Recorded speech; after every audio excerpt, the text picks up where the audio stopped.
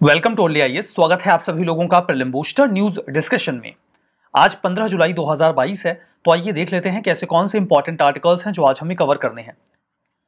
आगे बढ़ने से पहले जानकारी है प्रारंभ टू ऑनलाइन बैचेस के बारे में। 2023 के लिए आप ये बैच अटेंड कर सकते हैं। बहुत ही कम समय बचा है, ये बैच आपकी ऑलमोस्ट स्टार्ट होने वाली है। नो कॉस्ट ईएमआई में आप अपनी फ़ी पे कर सकते हैं। इसका मतलब ये होता है कि इन जनरल जब आप ईएमआई में फ़ी पे करते हैं तो फीस थोड़ी बढ़ जाती है। नो कॉस्ट ईएमआई में आप सेम फीस को इंस्टॉलमेंट में पे कर सकते हैं। आपको इसके बारे में कोई जानकारी चाहिए तो आप इस नंबर पे कॉल कर सकते हैं या फिर यहाँ पे मेल कर सकते हैं।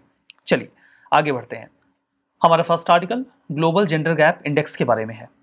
अभी हाल ही में 2022 का इंडेक्स रिलीज़ किया गया है। जेंडर गैप का मतलब ये होता है कि मेल फीमेल या फिर जो थर्ड जेंडर होते हैं इनके बीच का गैप क्या है, इसे इवेलुएट किया जाता है। यहाँ पर जो मेजर फोकस रहता है जेंडर पैरिटी को लेकर वो मेल फीमेल्स के बीच में रहता है। वर्ल्ड इकोनॉमिक फोरम इसे रिलीज़ करता है। ये आपको याद रखना है बिकॉज जो यूपीएससी के द्वारा साधारण प्रश्न पूछे जाते हैं उसमें सबसे पिन पॉइंटेड क्वेश्चन तो यही होता है कि इस इंडेक्स को कौन रिलीज करता है। और यहाँ पर देखिए जेंडर पैरिटी को ये इवेलुएट करते हैं 4 की डायमेंशंस में। कई बार जब भी इंडेक्स वगैरह से प्रश्न आते हैं तो आपसे डायमेंशंस भी पूछ ले जाते हैं। चूंकि यहाँ पे डायमेंशंस केवल 4 ही हैं तो आप याद रख सकते हो। अगर बहुत सारे डायमेंशंस हैं फिर तो दिक्कत हो जाती है, बट केवल 4 हैं तो याद रखिएगा। पहला है इकोनॉमिक पार्टिसिपेशन एंड अपॉर्चुनिटी, दूसरा है educational attainment, health and survival is the third one and fourth one is political empowerment. आपको समझ में आ रहा होगा कि इकोनॉमिकली वो कितना पार्टिसिपेट कर पा रही हैं, एजुकेशन मिल रही है कि नहीं, हेल्थ और सर्वाइवल का क्या लेवल है, और पॉलिटिकल इन्वॉल्वमेंट उनका कितना है, पार्टिसिपेशन बेटर है या नहीं है। मैथोलॉजी क्या इस्तेमाल की जाती है। देखिए चारों डायमेंशंस पे इवैल्यूएशन किया जाता है 0 से 1 के बीच में। 1 का मतलब होता है फुल जेंडर पैरिटी, मतलब एकदम इक्वल राइट्स हैं। 0 का मतलब होता है इम्पैरिटी, कंप्लीट, मतलब कोई राइट्स नहीं है। ये काफ़ी लंबे समय से जो इंडेक्स है वो इवैल्यूएशन करता रहा है बहुत अच्छी तरीके से। 2006 से जब से ये इवैल्यूएशन स्टार्ट हुआ है इसकी प्रोग्रेस काफ़ी अच्छी रही है। क्या निकल के आया, आइसलैंड को दुनिया का मोस्ट जेंडर इक्वल कंट्री, दुनिया की मोस्ट जेंडर इक्वल कंट्री के तौर पर रिकॉग्नाइज किया गया है। इसके बाद नंबर फिनलैंड, नॉर्वे, न्यूजीलैंड और स्वीडन का रहा। इंडिया को 146 कंट्रीज में 135 रैंक दी गई है, मतलब अच्छी रैंक तो नहीं है, खराब तो है। 2021 में इंडिया की रैंक 156 देशों में 140 थी। हमारा जो रैंक है, जो एवेल्युएशन नंबर्स हैं वो थोड़े इंप्रूव हुए हैं। इंडिया में वुमेन की जो संख्या है वो 662 मिलियन है, 66.2 करोड़ की पॉपुलेशन है ये। 2022 में जो ओवरऑल स्कोर रहा हमारा वो इंप्रूव हुआ है। 2021 में 0.625 था और अभी ये 629 हो गया है, तो स्कोर थोड़ा सा बढ़ा है। हालांकि रैंक में कुछ खास प्रभाव तो आपको दिख नहीं रहा होगा। वर्ल्ड इकोनॉमिक फोरम क्या है, ये एक इंटरनेशनल ऑर्गेनाइजेशन है जो पब्लिक प्राइवेट कोऑपरेशन को बढ़ाता है। International organisation inter governmental organisation से अलग होते हैं। इंटर गवर्नमेंटल ऑर्गेनाइजेशन वो ऑर्गेनाइजेशन होते हैं जहां पर केवल सरकारें ही हिस्सा होती हैं, जबकि इंटरनेशनल ऑर्गेनाइजेशन में जो नॉन गवर्नमेंटल एंटिटीज़ हैं वो भी हिस्सा बन सकती हैं, जैसे कि एनजीओज, एमएनसीज, मल्टीनेशनल कॉरपोरेशंस या फिर प्राइवेट कंपनीज। तो ये भी इंटरनेशनल ऑर्गेनाइजेशन का हिस्सा हो सकते हैं, जबकि ये इंटर गवर्नमेंटल ऑर्गेनाइजेशन का हिस्सा नहीं हो सकते। इसे 1971 में स्टैब्लिश किया गया था नॉट फॉर प्रॉफिट फाउंडेशन के तौर पे। यह हेडक्वार्टर्ड है स्विट्जरलैंड के जिनेवा में। कई सारी इनकी रिपोर्ट्स आती हैं अलग अलग डाइवर्सिफाइड फील्ड से, जैसे कि energy transition index, global competitiveness report, global gender gap report, global risk report, global travel and tourism report. कई बार पूछ लिया जाता है which of the following is not released by world economic forum, तो आपको इनकी रिपोर्ट्स के नाम पता रहेंगे तो आप कर पाओगे ऐसे क्वेश्चंस को। हमारा जो नेक्स्ट आर्टिकल है वो सिडनी एनर्जी फोरम के बारे में है। इंडिया ने अभी हाल ही में सिडनी एनर्जी फोरम पे अपनी बात रखते हुए ये बोला कि इंडिया ने अपने टारगेट्स को 9 साल पहले ही पूरा कर लिया है। सिडनी एनर्जी फोरम ऑस्ट्रेलिया के सिडनी में ऑर्गेनाइज किया गया। देखिए यहाँ पे 3 इंपॉर्टेंट सिटीज़ हैं, ये है ब्रिस्बेन, यहाँ पर आपको सिडनी मिलेगा एंड दैट्स कैनबरा, और यहाँ पे मेलबर्न है, यहाँ पे एडलेड है। तो ये पूरा कोस्टल जो एरिया है यहाँ पर बहुत इंपॉर्टेंट सिटीज़ हैं ऑस्ट्रेलिया की। तो सिडनी में यहाँ पर ये जो पूरा फोरम है वो बातचीत के लिए ऑर्गेनाइज किया गया। ऑस्ट्रेलिया की सरकार और इंटरनेशनल एनर्जी एजेंसी दोनों ने मिलकर इसे ऑर्गेनाइज किया। दुनिया भर की जो सरकारें हैं, कई सारी कंट्रीज़ की, सभी तो नहीं आए थे ऑब्वियसली, और जो इंडस्ट्रीज़ हैं उन्हें एक साथ लेकर आना ताकि क्लीन एनर्जी के मुद्दे पे अच्छे से बातचीत हो सके। कई सारे स्टेट के मिनिस्टर्स ने इसमें हिस्सा लिया, जैसे कि United states, Japan, India, Indonesia और जो पैसिफिक आइलैंड नेशन है समोआ। इन्होंने इस फोरम में अपनी हिस्सेदारी इंश्योर की।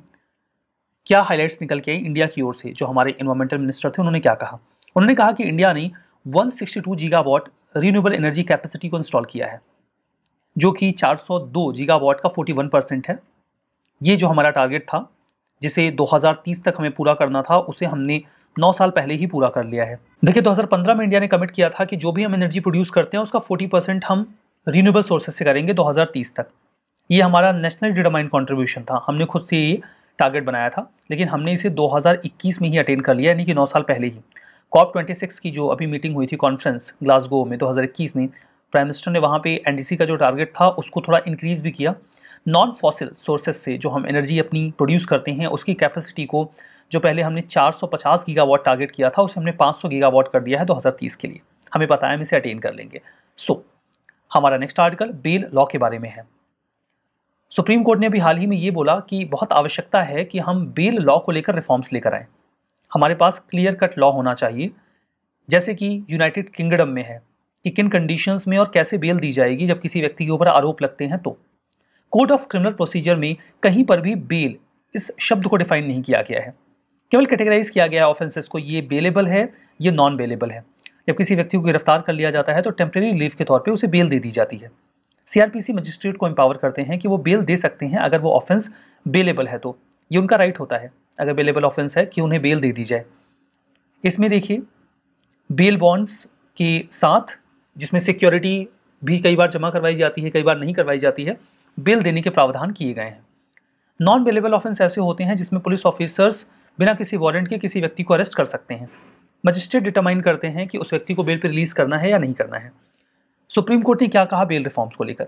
सुप्रीम कोर्ट ने इसके पहले जो अपनी बात कही थी Satyendra Kumar until versus CBI case में 2021 में, उसी बात को वापस से क्लैरिफाई किया। फर्दर ये भी कहा गया कि हमें एक सेपरेट लॉ चाहिए।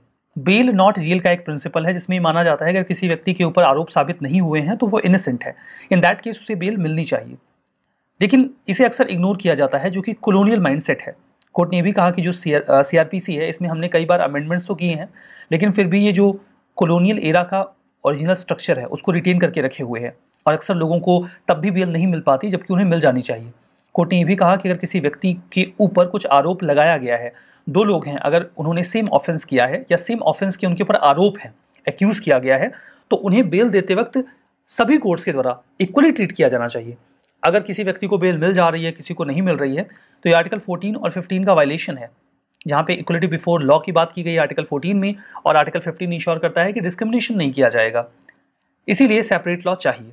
सेक्शन 88, 170, 204 एंड 209 जो सीआरपीसी का कोड है वो ये बताता है कि मजिस्ट्रेट किस प्रकार से डिसाइड कर सकते हैं किसी एक्यूज्ड को बेल देने के केस में। ये भी कहा गया कि मजिस्ट्रेट्स को चाहिए कि रूटीनली कंसीडर करते रहें। किसी व्यक्ति ने बेल के लिए अप्लाई किया, बेल मिली नहीं, तो बाद में उसे रूटीन के तौर पे कंसीडर किया जाए कि क्या अब बेल दे दी जानी चाहिए, बजाय इसके कि बार बार उनसे बेल एप्लीकेशन मांगा जाए। अरेस्ट के तौर पे देखिए 2 तरीके के अपराध होते हैं, एक नॉन कॉग्निजेबल ऑफेंस और दूसरा कॉग्निजेबल ऑफेंस। ऐसा ऑफेंस जिसमें बिना वारंट के अरेस्ट किया जा सकता है वो कॉग्निजेबल होते हैं। कई सारे ऐसे ऑफेंस भी होते हैं कॉग्निजेबल केस के जहां पर अरेस्ट मैंडेटरी नहीं होता। फर्दर कुछ ऐसे अपराध होते हैं जिसमें वारंट के बिना अरेस्ट नहीं किया जा सकता। इन सभी केसेस में बहुत सारे अरेस्ट किए जाते हैं। इन अरेस्ट में जो बेल के प्रावधान हैं अगर वो नहीं होंगे तो फिर जो हमारा लीगल प्रोसीजर है वो ज़्यादा आर्बिट्री हो जाएगा। प्रीवियस ईयर का क्वेश्चन है आपके सामने। जुडिशियल कस्टडी का मतलब होता है कि व्यक्ति को मजिस्ट्रेट की कस्टडी में रखा जाता है और उन्हें पुलिस स्टेशन में रखते हैं, जेल में नहीं। जुडिशियल कस्टडी में पुलिस ऑफिसर जो इंचार्ज हैं वो इंटरोगेट नहीं कर सकते सस्पेक्ट को बिना कोर्ट के अप्रूवल के। पहला स्टेटमेंट गलत है, दूसरा सही है। अगर पुलिस स्टेशन में रखा जाएगा तो उसे पुलिस कस्टडी कहा जाएगा, जुडिशियल कस्टडी नहीं कहा जाएगा। जुडिशियल कस्टडी में किसी भी व्यक्ति को जेल में रखा जाता है, पुलिस स्टेशन में नहीं, तो ये गलत हो गया। तो only 2 is the correct answer. हमारा जो नेक्स्ट आर्टिकल है वो सर्वेवैक के बारे में है। सर्वेवैक ये एक वैक्सीन है जिसे सीरम इंस्टीट्यूट ऑफ इंडिया ने बनाया है और अभी हाल ही में इसे मार्केट ऑथराइजेशन मिल गया है drugs controller general of India के द्वारा। सर्विकल कैंसर एक बहुत ही ज़्यादा फैलने वाला या जो बहुत ही ज़्यादा देखा जाने वाला सेक्सुअली ट्रांसमिटेड इन्फेक्शन है। ये एक ऐसा कैंसर है जो सर्विक्स की सेल्स में होता है, इसे प्रभावित करता है। सर्विक्स वुमेन बॉडी का वो पार्ट होता है, लोअर पार्ट होता है जो यूट्रस को वजीना से कनेक्ट करता है। यहाँ पे देखिए ये यूट्रस का हिस्सा है, ये वजाइना का पार्ट है और ये जो हिस्सा है इसे ही सर्विक्स कहा जाता है। जब यहाँ की सेल्स में कैंसर हो जाता है तो इसे सर्विकल कैंसर कहा जाता है। ऐसे कैंसर को ट्रीट करने के लिए ही या ये कैंसर ना हो इसके लिए सर्वेवैक बनाया गया है। ये अक्सर लॉन्ग टर्म इन्फेक्शंस जो होते हैं HPV के, उनके चलते इस प्रकार का कैंसर हो जाता है। HPV का मतलब ह्यूमन पैपिलोमा वायरस से है। महिलाओं में कैंसर से जो डेथ होती है उनकी रिप्रोडक्टिव एज में 15 से 44 साल की उम्र में, उसमें दूसरा सबसे बड़ा कॉज ये सर्विकल कैंसर है। आपसे सवाल पूछता हूं, आप बताइए पहला किस प्रकार का कैंसर है जो सबसे ज़्यादा डेथ्स कॉज करता है वुमेन के लिए? इसका जवाब आप मुझे कमेंट बॉक्स में दीजिएगा। सर्वेवैक के बारे में बात करते हैं। ये सर्विकल कैंसर के अगेंस्ट में वर्क करता है। इस वैक्सीन के अप्रूवल के बाद अब सरकार इसे बहुत ज़्यादा परचेज कर पाएगी स्पेशल प्राइस पे, और इसे 9 से 14 वर्ष की बच्चियों को दिया जा सकेगा ताकि सर्विकल कैंसर के खतरे को कम किया जा सके। हमारा नेक्स्ट आर्टिकल RBI ने जो अभी हाल ही में रुपी में ट्रेड सेटलमेंट को अलाउ किया है उसके बारे में है। इसका इमीडिएट इफेक्ट से इसे अलाउ कर दिया गया है। हम उम्मीद ये कर रहे हैं कि जो रुपी की वैल्यू है इससे उसमें थोड़ी बहुत बढ़ोतरी होगी। आपको पता होगा कि रुपी डॉलर के मुकाबले 80 रुपए के आसपास आ गया है। इन दैट केस कई सारे प्रयास किए जा रहे हैं कि हम रुपी को स्टेबलाइज कर सकें। सेंट्रल बैंक ने एडिशनल अरेंजमेंट तैयार करने का मन बना लिया है जिसमें इनवॉइसिंग, पेमेंट और सेटलमेंट एक्सपोर्ट और इंपोर्ट के केसेस में रुपी में किए जाएंगे। कुछ ही देश है जिनके साथ रुपी में ट्रेड हमारा हो पाता है, जैसे कि नेपाल और भूटान। अभी हम रशिया के साथ भी जो ट्रेड है उसे रुपी में करने की कोशिश कर रहे हैं because Russia is under sanctions. अगर कई सारे ऐसे देश हो जाए जिनके साथ हम रुपी में व्यापार कर पाएं तो इंडिया का जो रुपी है वो कंपैरेटिवली स्टेबलाइज होगा और उसकी वैल्यू बढ़ेगी। इससे ग्लोबल ट्रेड में हम एम्फेसिस दे पाएंगे कि इंडिया अपना एक्सपोर्ट बढ़ाए और इंडियन रुपी को लेकर जो ग्लोबल ट्रेडिंग कम्युनिटी है वो थोड़ी और ज़्यादा इंटरेस्टेड हो जाए। देखिए, इस पूरे मैकेनिज्म को लागू करने से पहले कुछ बेसिक इंफ्रा तैयार करना होता है। जैसे कुछ डीलर बैंक्स होंगे जो इसमें इन्वॉल्व होंगे, और जो डीलर बैंक रुपी में ट्रांजेक्शन्स को फैसिलिटेट कर रहे हैं उन्हें सबसे पहले तो प्रायर अप्रूवल लेना होगा जो फॉरेक्स डिपार्टमेंट है RBI का, उससे। इस फ्रेमवर्क के माध्यम से जो भी इनवाइसेस ट्रेड के तैयार होंगे, एक्सपोर्ट के या फिर इंपोर्ट के, वो रुपी में ही किए जाएंगे। लेकिन ये इतना सिंपल नहीं होगा। जो मैकेनिज्म में डीलर बैंक्स इन्वॉल्व होंगे उन्हें कुछ अकाउंट्स खोलने होंगे। जैसे कि अगर इंडिया को किसी देश के साथ ट्रेड करना है, सपोज करते हैं कि इंडिया कंट्री X के साथ ट्रेड कर रही है, इन दैट केस इंडिया अपना एक, जो भी इंडिया का डीलर है वो अपना एक नोस्ट्रो अकाउंट खोलेगा कंट्री X में, ठीक है, और कंट्री X का जो डीलर है वो इंडिया में अपना एक वोस्ट्रो अकाउंट खोलेगा। तो ये जो अकाउंट्स होंगे, vostro account in India and nostro account in other country, जो भी ट्रांजेक्शन्स होंगे वो इन्हीं वोस्ट्रो अकाउंट और नोस्ट्रो अकाउंट में होंगे। ये अकाउंट बैंक्स में होंगे जो इस प्रकार के स्पेसिफिक ट्रांजेक्शन्स के लिए ही खोले जाएंगे। इसके माध्यम से हम रुपी में किसी अन्य देश के साथ ट्रेड कर पाएंगे। हमारा नेक्स्ट आर्टिकल पार्सल आइलैंड के बारे में है। US का एक डिस्ट्रॉयर इस पार्सल आइलैंड के पास साउथ चाइना सी में पहुंच गया। चाइना ने काफ़ी तल्ख रवैया दिखाया और उन्होंने ये भी कहा कि उनकी मिलिट्री ने उस शिप को वहां से भगा दिया। पार्सल आइलैंड काफ़ी ज़्यादा डिस्प्यूटेड रहता है साउथ चाइना सी के पूरे एरिया में। लोकेशन देखिए, ये है चाइना, ये साउथ चाइना सी का पूरा एरिया है। यहाँ पर पार्सल आइलैंड्स हैं और यहाँ पर स्पार्टलीज, ये आइलैंड्स हैं। ये काफ़ी ज़्यादा डिस्प्यूटेड रहते हैं। अगर हम पार्सल आइलैंड की बात करें तो इसे जीशा आइलैंड भी कहा जाता है, जो हुआंगसा आर्किपेलागो पे लोकेटेड है साउथ चाइना सी में। इसमें लगभग आपको 130 छोटे बड़े कोरल आइलैंड्स या रीफ दिख जाएंगे। हमारा नेक्स्ट आर्टिकल इंटरेस्ट एबेंस के बारे में है। मैसूरू सिटी कॉर्पोरेशन ने भी अनाउंस किया है कि वो इंटरेस्ट एबेंस दे देंगे इस स्कीम के माध्यम से, अगर कोई अपना पेंडिंग वाटर बिल पे करता है तो। अगर कोई अपना बिल पे नहीं करता तो फिर उस पर ब्याज लगता है, और ब्याज के बाद यानी कि इंटरेस्ट के ऊपर कंपाउंड इंटरेस्ट भी लगता है। लेकिन फिर लोग पे ही नहीं करते जो भी उनका वाटर बिल है। तो उन्होंने अभी ये कहा कि अगर कोई इंडिविजुअल अपना वाटर बिल पे करता है तो हम 6 महीनों के लिए जो ब्याज है उसे नहीं लेंगे। ऐसा नहीं कि लेंगे नहीं, 6 महीने के लिए नहीं लेंगे। अभी आप केवल कोर जो आपका वाटर बिल है वो दे दीजिए, जो ब्याज है वो आप 6 महीने बाद दे दीजिएगा।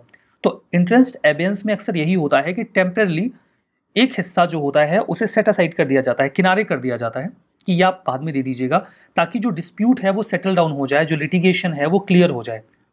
ये भी कहा गया कि अगर कोई अपना वाटर बिल पे कर देता है तो इंटरेस्ट वो 6 महीने बाद पे कर सकता है। फर्दर जो कंपाउंड इंटरेस्ट है, बाकी अन्य कोई अगर जो उसके ऊपर एडिशनल इंटरेस्ट चार्ज किया गया है वो हम हटा देंगे। तो ये स्कीम है, कोशिश ये कर रहे हैं कि उनको वाटर बिल्स मिल जाएं। रिवीजन करते हैं। Global gender gap index UN women release करता है, गलत है ये। वर्ल्ड इकोनॉमिक फोरम का इनिशिएटिव है ये। वर्ल्ड इकोनॉमिक फोरम एक इंटर गवर्नमेंटल ऑर्गेनाइजेशन है, गलत है। ये एक इंटरनेशनल ऑर्गेनाइजेशन है और दोनों के बीच का अंतर क्या होता है वो मैं आपको समझा चुका हूँ। बेल लॉ इंडिया में जो सीआरपीसी है वो बेल इस शब्द को डिफाइन नहीं करता, ये सही बात है। सिडनी एनर्जी फोरम, यहाँ पे गवर्नमेंट इंडस्ट्री लीडर्स एक साथ आते हैं क्लीन एनर्जी के डेवलपमेंट के एडवांसमेंट के लिए, दैट्स ट्रू। सर्वैक, ये वुमेन को एनीमिया के अगेंस्ट में बचाता है, गलत है, ये सर्विकल कैंसर से बचाता है। तो ये तो हमारा पूरा आज का सेशन रहा। पीडीएफ आपको ओनली आईएएस के टेलीग्राम चैनल पे मिल जाएगी। उस चैनल तक आप इस क्यूआर कोड को स्कैन करके भी पहुंच सकते हैं। वहां पर जाइए, पीडीएफ को डाउनलोड करिए और रिवीजन करना मत भूलिएगा। That's all for now, thank you very much.